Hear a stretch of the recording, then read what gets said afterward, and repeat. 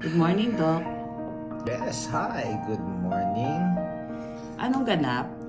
Race preparation, race day. Warm water. Papa-warm. Malamang mamaya, very warm. And that involved, you need to prepare yourself, not only physically, ito yung mga training na ginawa mo, but also mentally ngayon. Ang toughness, mental toughness sa race day. Why? Napakainit. Taas ng temperature mamaya. Abot yata ng 40 degrees centigrade. So, hopefully, safe ang race course. Wala naman sanang magkaroon ng mechanical failure or bonk sa run course.